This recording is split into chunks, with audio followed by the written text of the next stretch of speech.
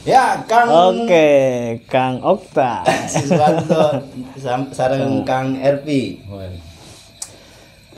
Kumaha damang Kang Siswanto? Alhamdulillah. Kumaha salarna ya? Alhamdulillah damang. Kang RP kumaha damang? Estu alhamdulillah kumaha sawalerna? Alhamdulillah damang. Kang Siswanto, ya Kang RP sudah bersama kita.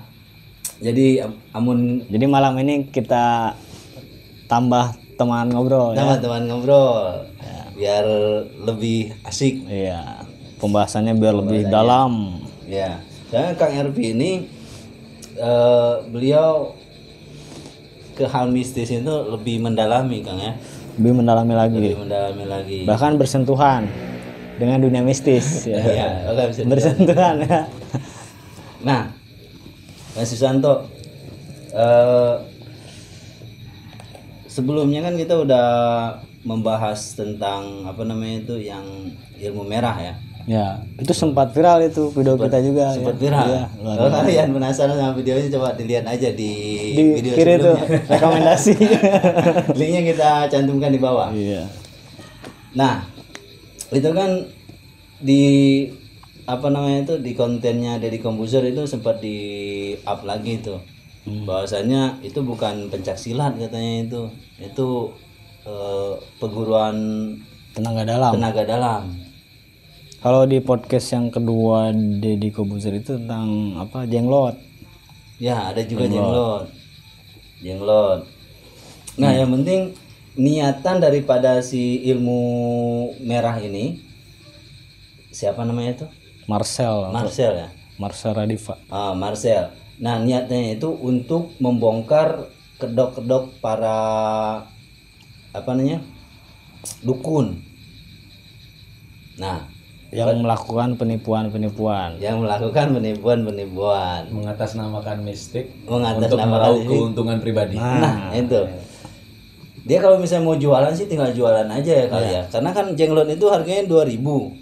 Kalau misalnya diambil ongkir, diambil dia belanja, dia ini taruhlah dapatlah 7.000 kan. Iya. Kalau ke 3 juta kan itu udah Nipu itu. itu bukan jualan jenglotnya tapi jualan kepercayaannya ya. Ya.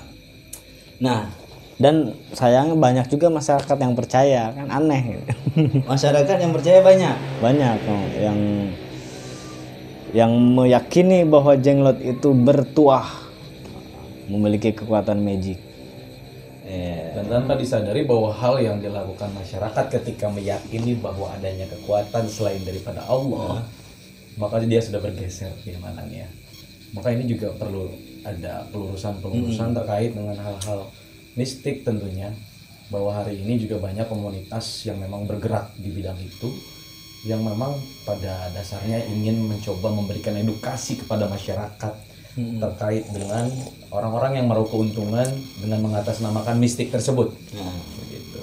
tapi Kang Ervi waktu di podcast itu saya coba perhatikan ya.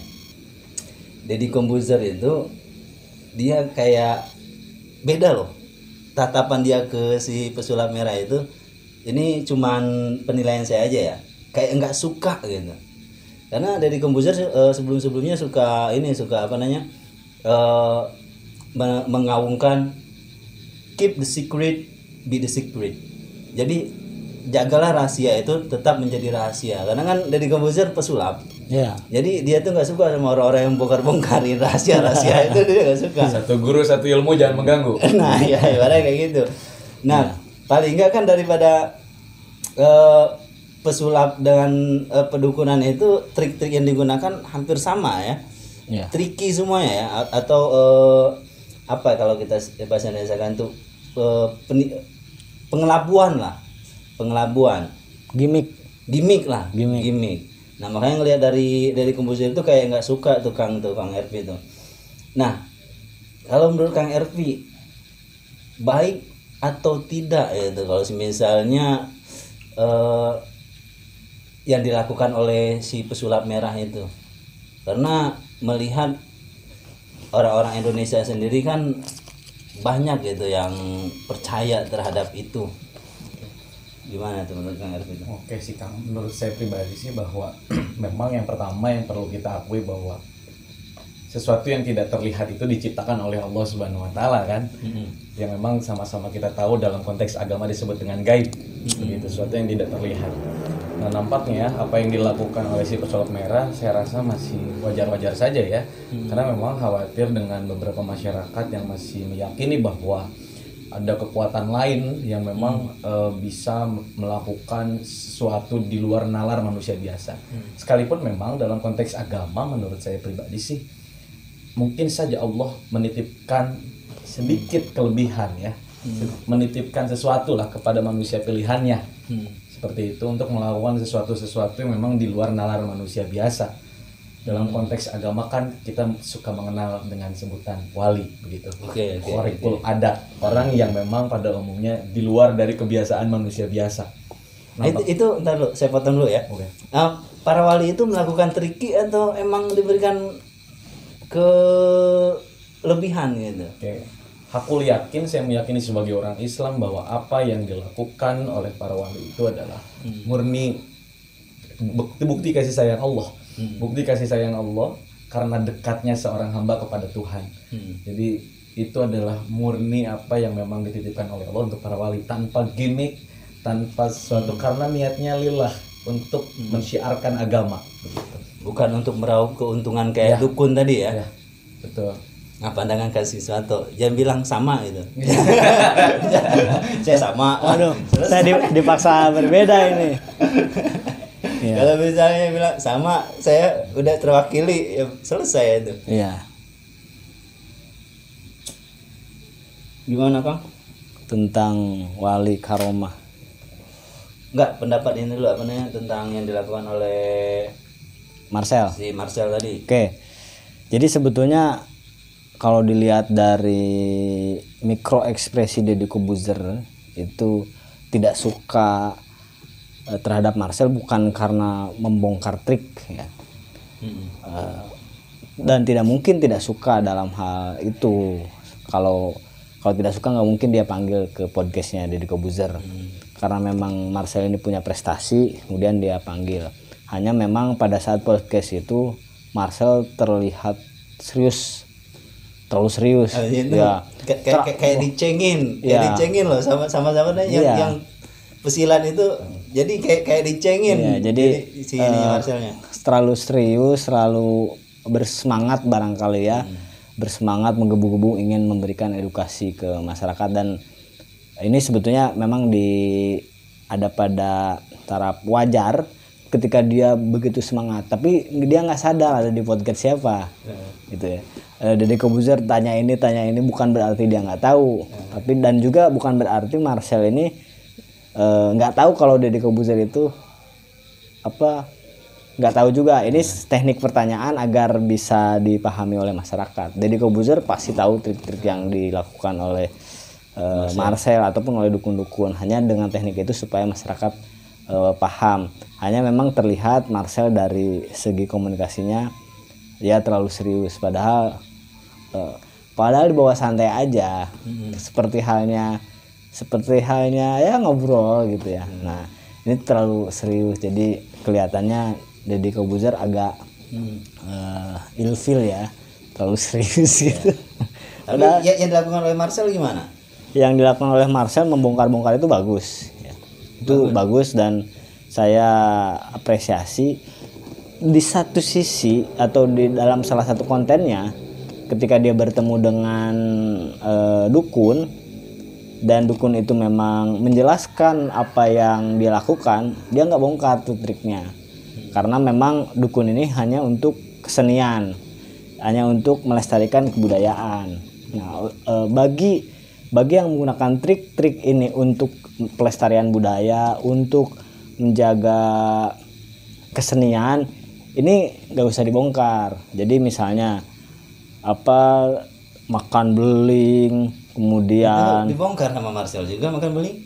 Ketika memang ada yang meraup keuntungan, misalnya ketika Anda pakai batu ini, Anda akan kebal, maka batu ini dijual sekian. Nah, ini bongkar, wajib dibongkar, karena sebetulnya untuk bisa demikian nggak usah beli batu-batu yang mahal kayak gini gitu. Tapi misalnya ada atraksi-atraksi debus dia nggak bongkar tuh. Jadi cukup ketika masyarakat yakin bahwa debus itu real, ya udah. Tapi di satu sisi kan ada yang menyalahgunakan keyakinan masyarakat itu dengan melakukan penipuan-penipuan, memperkaya dirinya. Oke, kalau misalnya kasusnya gini, Kang RP sama Kang Siswanto nih. Anggaplah ini mah saya datang ke dukun ya. Datang ke dukun, kemudian saya minta agar toko saya itu rame gitu. Toko saya rame. Kemudian dukunnya itu ngasih saya barang gitu untuk diapakan. Kemudian saya lakukan, toko saya rame. Misalnya gitu. Nah, itu kan terjadi jual beli kan. Ya. Saya membeli barang tuh. Dukun tadi menawarkan harganya tuh. Nah, artinya ketika saya jual beli tadi saya tahu saya itu bukan beli barang ini. Tapi saya beli atas keyakinan saya akan toko saya tadi akan maju gitu. Nah, bagi saya yang tahu, saya buka tahu kalau misalnya toko ini mah kan cuman 20.000 gitu. Tapi ketika harga ini tuh 100.000, ada sejarahnya mungkin. Ini rokok ini diciptakan oleh si pemain bola dari ini gitu. Ada tanda tangannya, harganya 100.000. Saya beli bukan rokoknya mungkin. Nah itu. Nah kan di sana nggak ada penipuan tuh. Tiba-tiba dan juga berhasil lagi toko saya rame gitu. Nah itu gimana tuh kalau menurut pandangan Kang RP, masuknya ke penipuan atau salah atau benarkah gitu? Oke.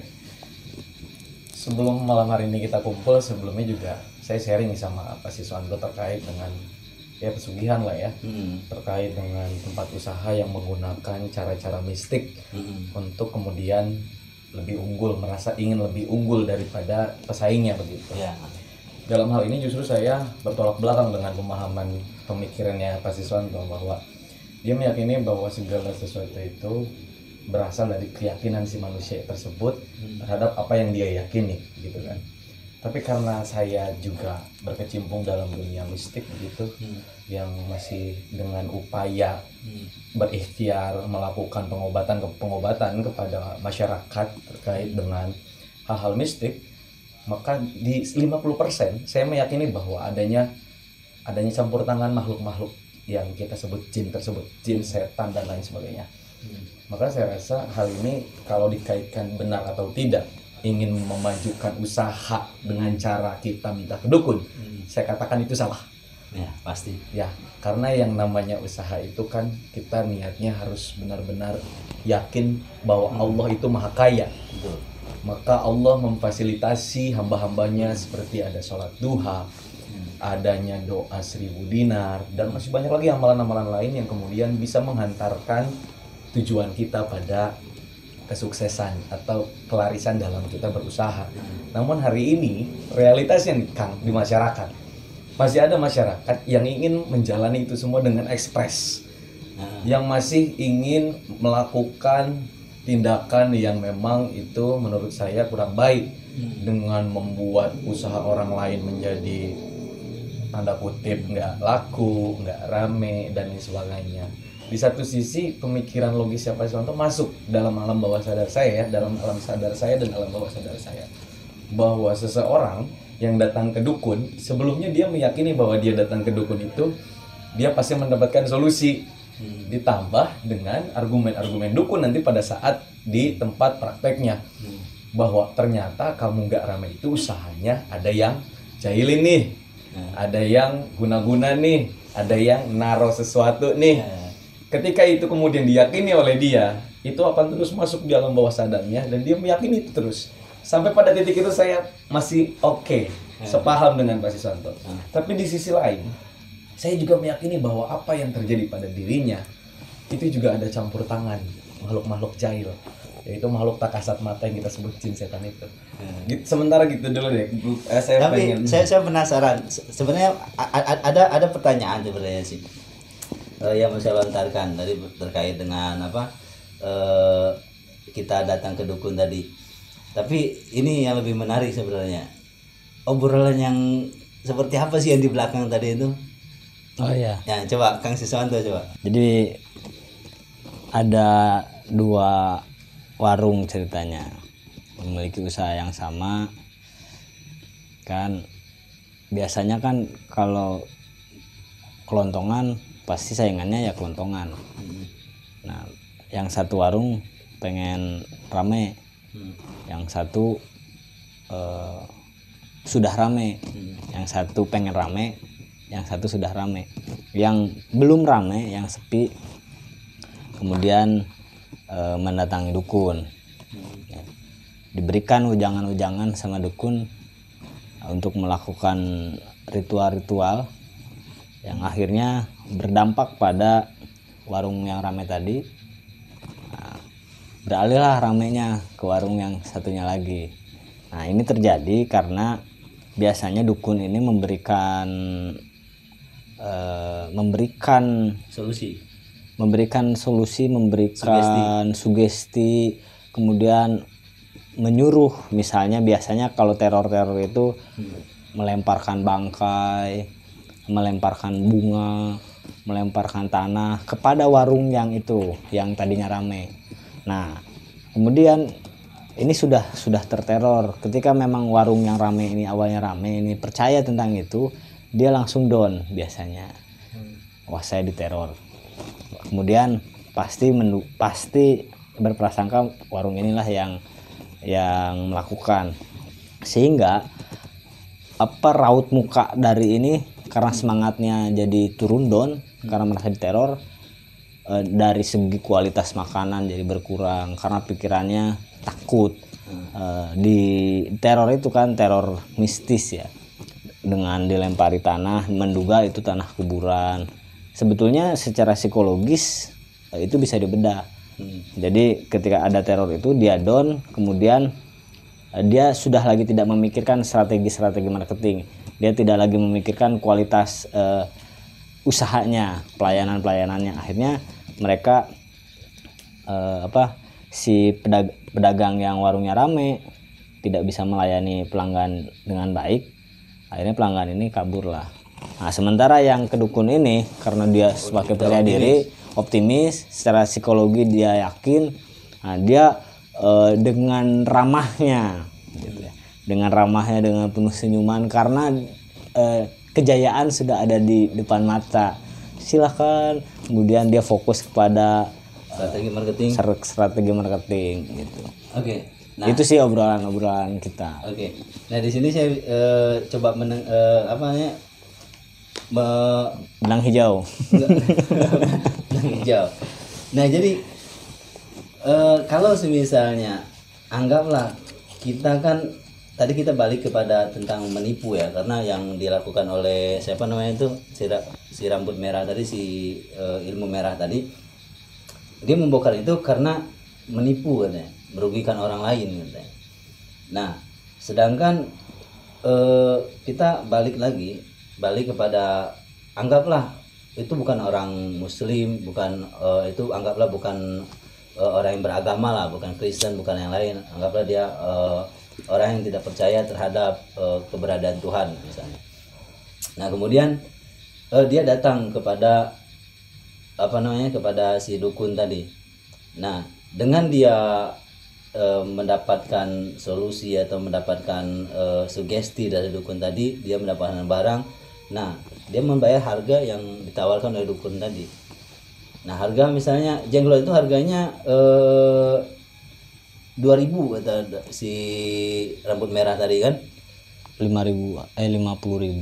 Oh, iya 50.000. Ya, yang 2.000 itu yang daun. Ya, daun. Yang rumput yang goyang itu. Ya, bulu perindu. Padahal itu dari rumput. Iya. Nah, kemudian katanya itu harganya 3 juta. Nah, kan dengan dia datang kemudian mempercayai si dukun tadi, kemudian yang dia beli, dia mungkin tahu harganya itu berapa, dan kalau misalnya dia beli dari toko, belum tentu rasanya seperti dia beli kepada dukun tadi kan.